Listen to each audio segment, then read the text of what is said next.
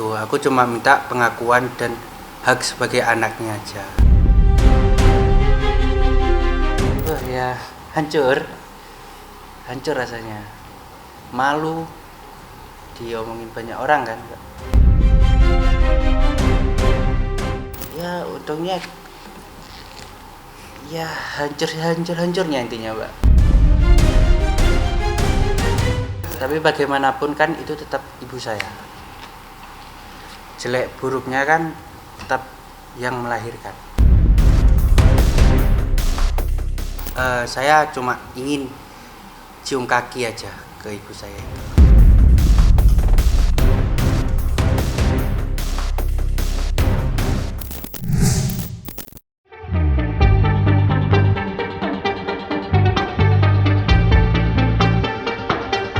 Upaya Ressa Rizky Rosano untuk melegalkan statusnya sebagai anak biologis Denada Tambunan kian memanas dan menjadi sorotan publik.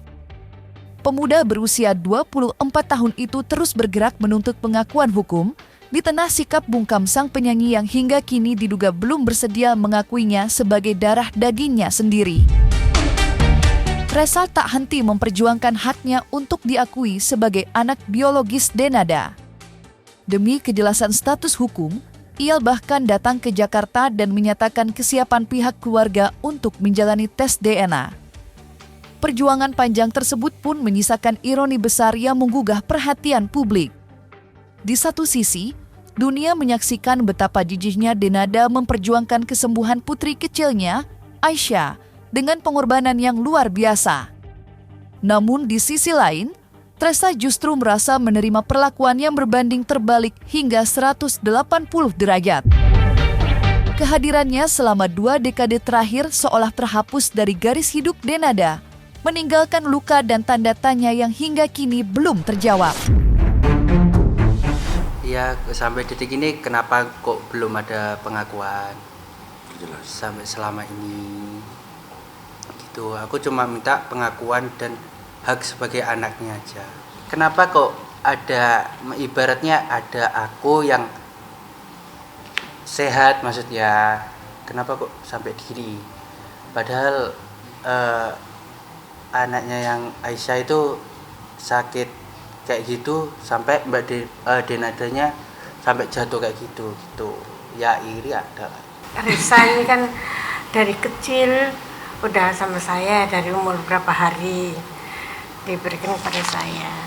Tapi anak ini kan tambah lama tambah besar karena udah banyak temennya yang bilang kamu itu bukan anaknya Mama Ratih, kamu anaknya Denada semua. Tapi saya tetap nutupin, tetap enggak, kamu lahir dari perut mama. Kamu lahir dari perut mama. Kamu siapa yang bilang? Enggak, mah banyak yang bilang, tapi terus akhirnya dia tuh mencari kebenaran di mana dia terbanyak sampai nyariin di mana saja bisa dicari untuk kebenaran itu. Orang yang ngambil, yang bawa, ditanyain semua. Jadi saya nggak bisa apa-apa. Tahun 2002 ya? Iya 2002 umur 10 hari apa 7 hari. Mbak Emil yang bilang siapa yang mau ini ya, aku soalnya udah tak kasihkan ke ini, nggak mau karena dia pengennya anak perempuan. Terus kasihkan yang satu katanya enggak, aku mau anak tunggal, nanti kalau ada Ressa nanti kan biar saya aja yang ambil. Saya bilang begitu, nggak usah khawatir soal susu, pasti datang tekan ini, tapi nggak ada semua. Di balik tuntutan hukum yang terus bergulir, Ressa Rizky Rosano tak menampik bahwa kondisi mentalnya berada di titik terendah. Ia mengaku hancur sehancur-hancurnya, terpukul oleh tekanan yang datang silih berganti. Menghadapi tatapan publik serta desas-desus para tetangga bukanlah perkara mudah bagi seorang pemuda yang selama ini merasa tersisih dan terpinggirkan. Meski kerap merasa tak dianggap, Ressa menyatakan dirinya siap menerima segala konsekuensi dari perjuangan yang ia tempuh. Ia pun mengaku siap menerima apapun kenyataan yang kelak terungkap, termasuk menerima baik dan buruknya sosok Denada sebagai ibu kandungnya. Ya hancur rasanya. Malu diomongin banyak orang kan, Mbak. Ya hancurnya intinya, Mbak. Tapi bagaimanapun kan itu tetap ibu saya. Jelek buruknya kan tetap yang melahirkan. Sikap dingin Denada tak hanya melukai hati Resa, tetapi kini juga memicu amarah besar dari pihak keluarga besarnya di Banyuwangi. Perlakuan Denada yang dinilai mengabaikan sosok tantenya sendiri, orang yang selama 24 tahun pasang badan merawat, membesarkan, dan mendampingi Resa, dianggap sebagai tindakan yang jauh dari adab dan nilai kepantasan. Melihat tak adanya rasa hormat maupun ucapan terima kasih dari Denada, pihak keluarga pun merasa sudah saatnya mengambil sikap tegas. Mereka menilai perlu ada pelajaran berharga yang diberikan kepada sang penyanyi sebagai bentuk pembelaan atas luka dan pengorbanan yang selama ini terabaikan. Tentu kecewa sekali. Dia nggak pernah ngucapin terima kasih, minal aidin, atau kok gini, kok nggak ada aku nih apanya. Paling nggak kan dia itu udah kehilangan orang tua, kan mestinya harus saya ini orang tuanya kan, tapi nggak ada komunikasi sama sekali, nggak ada. Perihnya saat itu menutup terus dari Resa selama puluhan tahun seperti apa sih? Iya. Pasti. Pasti banyak kan orang yang ngomong, enggak, ini juga nangis, Ma, aku ini anaknya siapa yang benar, Ma? Kamu anaknya Mama, lahir dari perut Mama, sampai sekian saya nggak pernah ngomong kalau ini anaknya, tapi dia tahu dari orang lain, dia sampai cari sendiri, sampai apa, nyari sendiri. Wah, ini diajak ngomong baik-baik, nggak ada. Bahkan ketika sudah saya ajukan gugatan, masih ada jeda waktu itu untuk menyelesaikan di forum yang lebih tertutup, mediasi. Seharusnya kalau dia punya kebijaksanaan, ambil kesempatan itu. Malah tidak pernah hadir, malah pengacaranya memberikan statement yang ngawur bagi saya, yang nggak rasional. Masih belum bisa dapat akses komunikasi dengan Denada. Lah, yuk tanda tangan surat kuasa gimana caranya? Yuk punya itikat untuk hadir apa enggak, itu aja sudah kemarin itu. Karena saya baca, oh ini kita dipermainkan kan, buktikan. Katanya sudah pernah membelikan mobil, ya buktikan. Katanya sudah memberikan rumah, ya buktikan. Gampang buktinya, sertifikat ada apa enggak, BPKB ada apa enggak, itu aja sudah. Membuka aib seseorang dan itu kan sangat merugikan dan memalukan keluarga besar kan. Tidak ada keinginan itu. Dan Resa sendiri, karena dia sudah menjadi besar, dia punya hak untuk mencari tahu siapa ibunya, kan begitu. Apalagi sebetulnya perluasan makna sebagaimana yang sudah ditentukan di dalam pasal 48 ayat 1 Undang-Undang Perkawinan, bahwa terkait anak itu yang lahir di luar perkawinan itu memiliki hubungan perdataan dengan ibunya. Ternyata berdasarkan putusan Mahkamah Konstitusi itu nomor 46 juga diperluas, juga dia punya hak juga untuk mengetahui siapa bapaknya, ternyata kan begitu. Sekarang siapa anak yang tidak mau tahu sebetulnya ya secara real ibu kandungnya atau bapak kandungnya? Ya, saya tambah lagi ya. Saya cuma ingin cium kaki aja ke ibu saya itu. Langkah akhir yang saya ambil kan harusnya kan tes DNA, di mana akurasi datanya kan sudah 99,99%, itu loh, ya toh. Nah, kalau itu pun yang akan diambil ya sudah. Saya cuma butuh aja putusan pengadilan, terlepas nanti akibatnya gimana. Saya hanya menjaga bahwa yaitu anak ini yang sudah dilahirkan dia punya hak yang sifatnya asasi. Kemesraan Mbak Dina sama Aisyah itu nanti membuat aku sakit hati, jadi aku nggak mau lihat. Seperti dibully nggak sih? Kenapa? Seperti dibully sama teman-teman. Dibully omongan aja, bukan sama temen, sama ibunya teman-teman juga. Dipicu oleh 3 kali proses mediasi yang telah digelar, sikap Denada dinilai belum juga menunjukkan itikat kooperatif dan tak kunjung menghadirkan solusi yang jelas. Kondisi inilah yang kemudian menjadi sorotan publik, termasuk perhatian seorang pakar hukum sekaligus pengacara ternama, Deohi Payumara, yang akhirnya ikut mengomentari kasus yang sampai saat ini belum menemukan kejelasan. Sebenarnya ini perlu pengakuan dari Denada dulu. Apakah Denada mengakui ini anaknya atau bukan? Itu dulu. Kita mulai dari sana. Seandainya Denada mengakui ini adalah anaknya yang menggugat ini kan. Jadi kalau Denada mengakui ini adalah anaknya, tentunya Denada bertanggung jawab dengan garis ibunya. Artinya Denada sebagai ibu dengan garis ibu bertanggung jawab terhadap anaknya. gitu. Nah selama ini kan Denada tidak menjalankan tanggung jawabnya, sehingga anaknya itu menggugat Denada. Potensi gugatan ini diterima dan kemudian gugatan dikabulkan oleh hakim dengan catatan sekali lagi Denada mengakui ini si anak ini adalah anak kandungnya. Tapi kalau dari awal Denada tidak mengakui yang menggugat ini adalah anaknya, berarti kan tidak bisa dibuktikan kecuali ada pembuktian tes DNA. Kalau itu ada baru berproses hukumnya lagi untuk menentukan kepastian anak siapa dan bagaimana tanggung jawabnya. Tapi kalau tanpa tes DNA dan Denada tidak mengakui yang bersangkutan adalah anaknya, ya tentu gugatan ini menjadi gugatan yang sia-sia atau belum bisa diterima oleh majelis hakim. Jadi yang paling penting adalah Denada itu mengakui tidak yang menggugat ini adalah anaknya. Sikap senyap yang ditunjukkan Denada belakangan ini memang menuai kontroversi. Tak sedikit publik yang mulai mencocok-cocokkan berbagai fakta dan meyakini bahwa Resa benar-benar merupakan anak biologis sang penyanyi. Apabila hal tersebut terbukti kebenarannya, pakar hukum sekaligus pengacara ternama Deolipa Yumara menegaskan bahwa tidak menutup kemungkinan Denada berpotensi dijerat pasal penelantaran anak. Kendati demikian, Deolipa menekankan bahwa penerapan pasal tersebut tentu memiliki prasyarat hukum yang jelas. Menurutnya, pasal penelantaran anak baru dapat diberlakukan apabila Denada terlebih dahulu mengakui bahwa Resa memang benar anak biologisnya. Tanpa adanya pengakuan tersebut, proses hukum dipastikan akan menghadapi tantangan yang lebih panjang dan pembuktian yang tidak sederhana.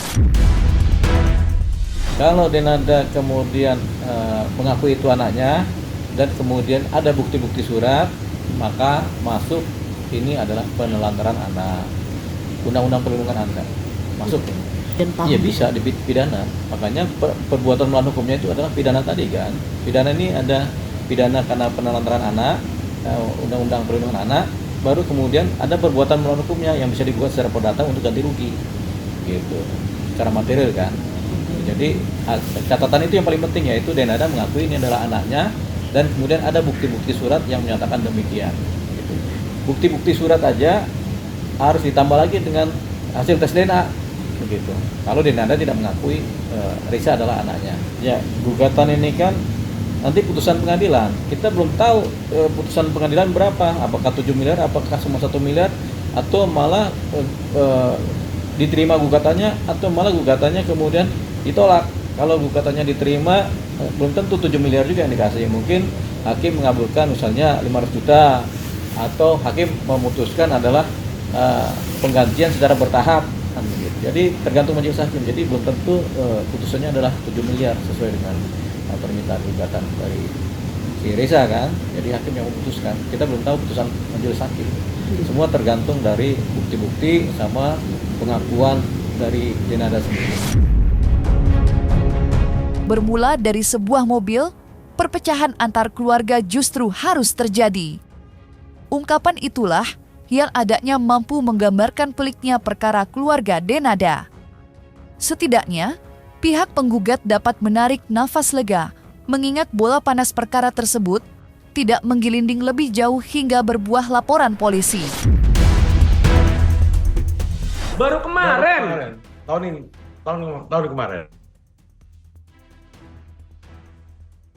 Kemarin, mungkin kira-kira 1 bulan sebelum saya ajukan gugatan itu. Saya kan di Surabaya, posisinya.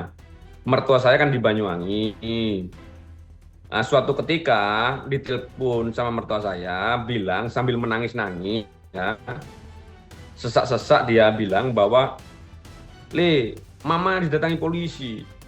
Mamanya dilaporkan, katanya mau melakukan penggelapan mobil." Penggelapan mobil apa? Mobilnya siapa? Mama nggak tahu, gitu loh. Kaget saya. Katanya, ternyata yang melaporkan itu adiknya Denada, namanya Muhammad. Itu loh. Yang melaporkan. Bahkan mertua saya juga dapat somasi dari pengacaranya Muhammad. Nah, gitu loh. Karena yang punya mobil itu, STNK itu atas nama Muhammad, bukan atas nama Resa. Nah, padahal yang memberikan uang DP untuk pembelian mobil itu paman dan tantenya. Nah, yang sekarang dianggap papa sama mamanya gitu loh.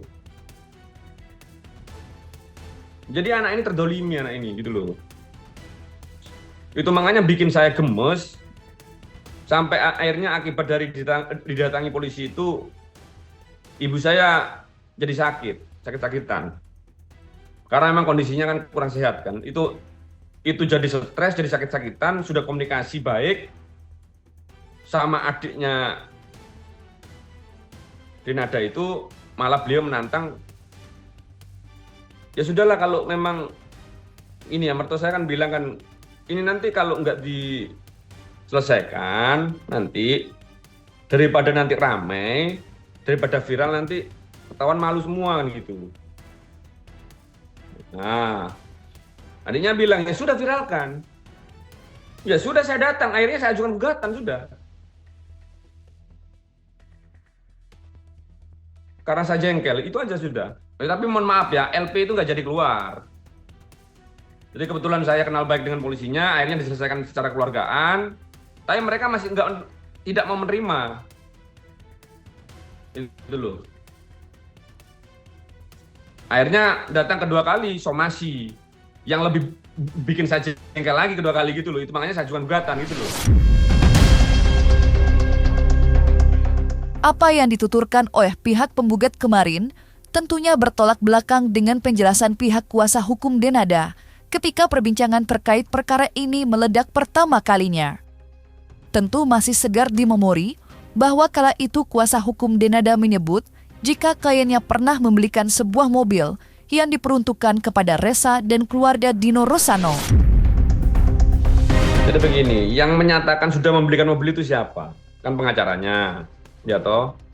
Jadi kalau pengacaranya itu dia pernah membuat statement bahwa berdasarkan keterangan mungkin ya, keterangan kliennya dia sudah membelikan mobil ya. Sistem jual beli itu kan pasti ada alat buktinya. Makanya kan saya bilang alat bukti yang konkret itu khususnya untuk benda bergerak itu kan BPKB kan. Beda kalau dia memberikan kalau dia pernah memberikan fasilitas mobil dengan kredit semuanya ya, dengan kredit itu juga nggak bisa dikatakan memberikan mobil karena apa, konteksnya sewa beli. Nah, yang punya mobil itu adalah leasing kan begitu. Memang Resa itu pernah difasilitasi mobil gitu loh, tetapi yang membayar DP itu dia sendiri. Mobil itu ya dia cicil, saya kurang tahu nilainya, cuma baru dibayar berapa kali gitu. Saya kurang tahu nilainya.